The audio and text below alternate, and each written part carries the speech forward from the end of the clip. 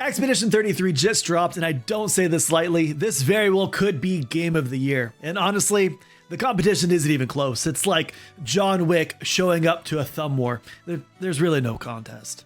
So, what even is Expedition 33? Imagine Final Fantasy, but make it aggressively French. This turn-based RPG with real elements follows the adventures of Expedition 33. Set in a fictional world where you play as a less sparkly Edward Cullen, you find yourself on the isolated island Lumiere, where for the past 67 years, the paintress illuminates an ever-decreasing number on her monolith.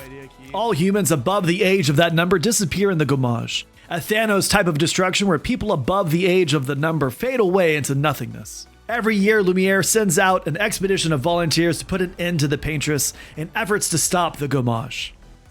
Things I like about the game, let's start with the obvious. This game is stunning. I'm talking plunging right into a cold bath, it is going to take your breath away kind of stunning. Whether you're admiring the landscape or painting Lune like one of your French girls, you can't help but be impressed at how beautiful this game is. What's even more impressive is that the French studio Sandfall Interactive had only 30 people working on this game. Yeah, that's right, 30, or trente in French, which I think is right. I don't know, I googled it, I'm not French. Now, if you hate turn-based combat, hold on, because Expedition 33 does something different. This isn't your typical pick a move, wait until your turn kind of system. You have to dodge and parry attacks in real time. It's like Dance Dance Revolution but with swords. The windows for error are incredibly small, so players are going to have to focus up in hopes of surviving.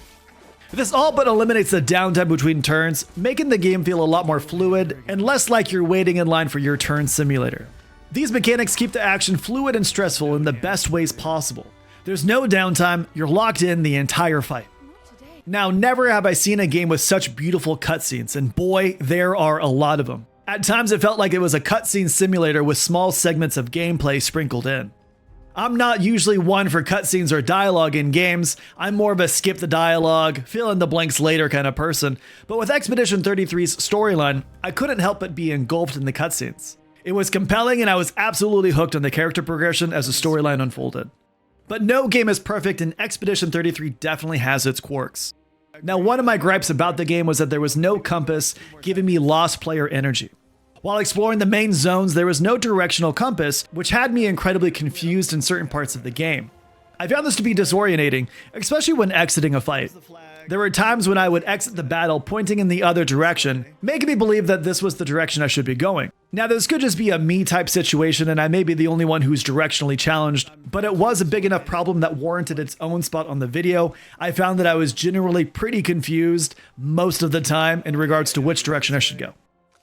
The other thing that I had to complain about this game was that there was an overwhelming learning curve. Pictos, Luminas, skill trees, weapon upgrades.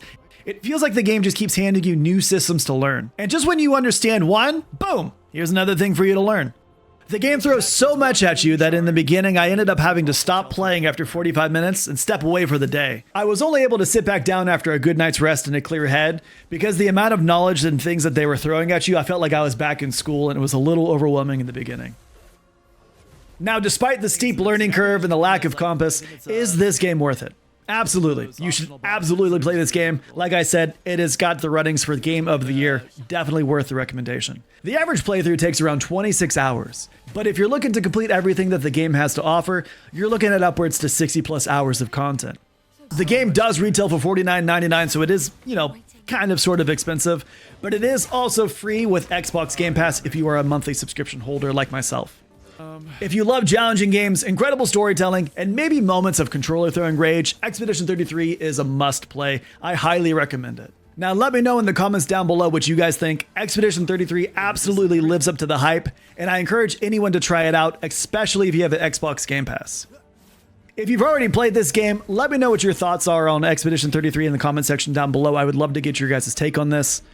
Also, if there's another game that you would like me to review next, let me know in the comment section. I'm always looking for my next gaming review adventure, so let me know in the comment section down below. But until then, have fun, stay safe, I appreciate you guys. Viva la Lumiere! I think that's what it is. I don't know. Again, I'm not French.